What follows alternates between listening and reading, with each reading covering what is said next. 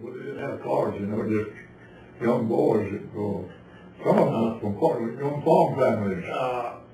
And I see people today that said, Mr. Bill, I've chatted with you for a long time out there. He did too. And I can't remember the boy's name now. But he's a grown man now, of course. And he was older than I was when I was his caddy for him. So he's old now.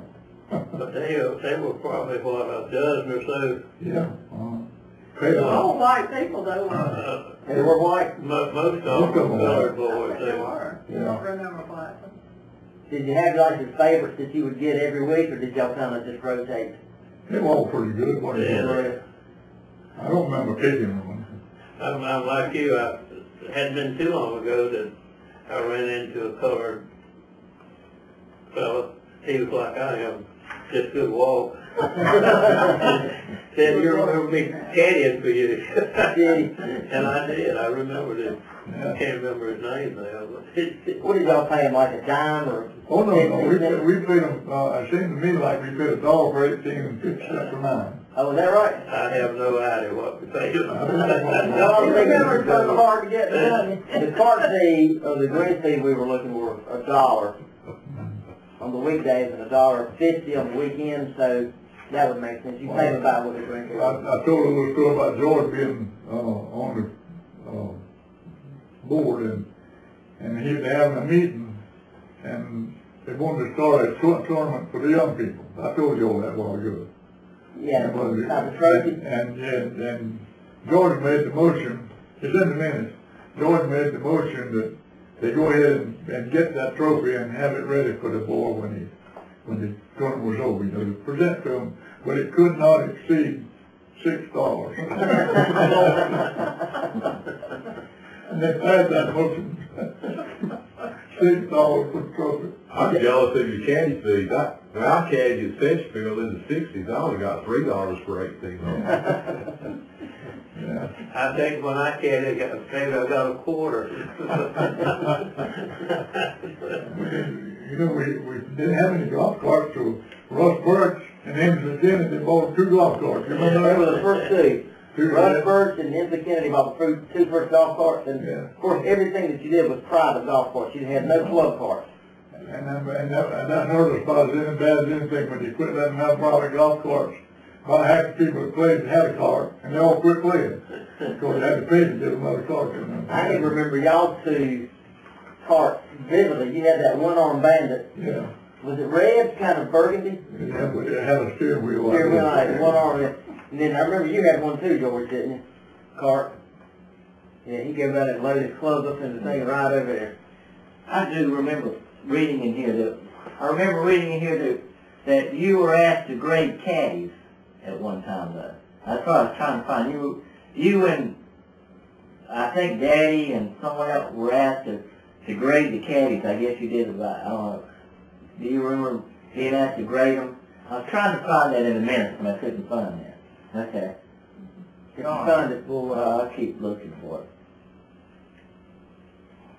Let's see. Then we started building those little cart houses. Mm-hmm. Individual carts. In town, everybody had a little individual house. Yeah. And they put them and they told them how they could build them. And they didn't look bad, did it, George? When they had them down there in Europe. But when they did away with the private owned carts, and they tore those houses down there and built the one behind the pro shop. George, who were the best golfers in the club? Modestly you were, but who were the other really good golfers? Well, Thomas Turlington, Charles Hart. He played pretty good golf back then. He was a pretty good golfer. Red Fairclough. Yeah.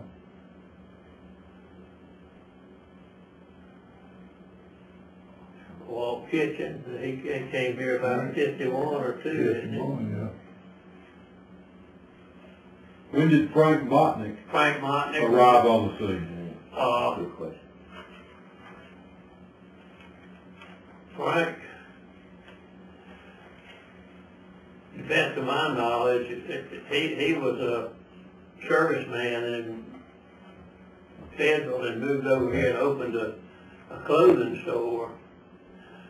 And I don't know, it's probably what, late 50s, probably. He came out of service, came here. Now tell me the story on him real quickly, so we'll get us on tape. Frank Martin was an excellent golfer, I understand. He was very good. Frank Martin was good at anything he started at. Yeah. Is that right? What did go? He worked at whatever he was trying Whatever to he was do. trying to do. Did he quit cold turkey? Did he get fed up with it? Why did he quit? I don't know why. Yeah. Went well about everything he did. Is that right? All of Well, I us? think his health had something to do with him quitting. Health may have had something to do, but I guess he just decided he was going to quit. And he just, But he fished the same way. He never had fish in it. He'd catch a string of fish every time we went fishing. He just knew how. He learned how to do it when he joined. And he quit that. I've always heard that he was great. I was not around when he played, but I heard he was tremendous. He was very good. I would, if it was I would tell you a story. But this is pretty clean. This really is. Thomas Turlington and myself and Frank Martin and Paul Kitchen, we got together. We were going to Myrtle Beach to play golf. We left here about, daybreak, and we got down to Myrtle Beach. It was about probably 8 o'clock or so, and we decided to stop and eat breakfast. And we stopped at this place and went in, and Frank, of course, he was anxious to get to Myrtle Beach and start playing golf. And we all sat down and ate breakfast, and 3 of us got up and left to go back to the car. Thomas was still sitting there eating. He was kind of slow, taking his time. And Frank came rushing back and said, "My gosh, Thomas, if it takes so long to get it in as does out to get it in, we won't ever get the Myrtle Beach."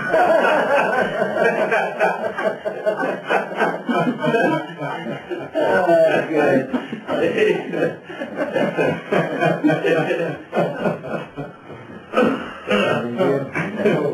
That's the type of guy he was. He was anxious to get to Myrtle Beach. Thomas, you know how slow and methodical he was about Did you have guys that were, like now, we have guys that like to play for more money than some other guys. Some are more, did you have those guys back then that said, play for whatever you want to? Let's go. Did you have guys like that and guys that were more conservative? Yeah, a lot of boys that pretty heavy, didn't they, George? Say what? We have a lot of boys in your group that play for a lot of money. Yeah. For the time, I mean, it wasn't a lot of money now, but it was a lot of Right, money yeah, it's then. all relative how much you got. Yeah. And, Well, we your daddy won a lot of money, didn't he? Well, I wanted to ask George, did Daddy and Walt Kitchen play for a lot of money? I never really knew that story. Or Paul Kitchen kept your daddy up for like Did he send me to school? Yeah. I was wondering about that. Walt thought he thought he could beat anybody, Well, didn't he? well, yeah, he thought he could beat anybody, and he was a pretty good golfer, but Charles could play him like a fiddle. Frank Martin, when he first started playing golf here, he played with people like me that didn't play very well. And he graduated away from us right quick, and he was playing with George and other boys that really played good golf, And Frank learned how to play golf right here on this golf course. He didn't know how to play golf before he came Well, here. Bill, who did you play with? I played with Marshall Williams, George's brother. Played with Harry Lee, and Waylon Wilson, and Prune Van Fairclough. Newman, and stuff.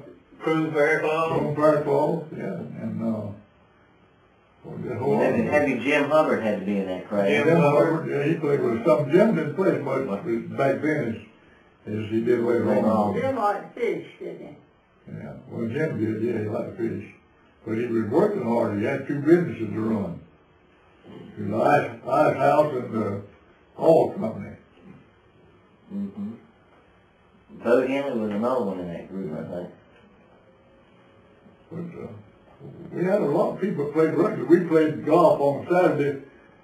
I don't care if it was raining or what, we played golf on Saturday. And Sunday too, Sunday afternoon. Didn't open the golf course till 12 o'clock on Sunday. Is that right? Yeah.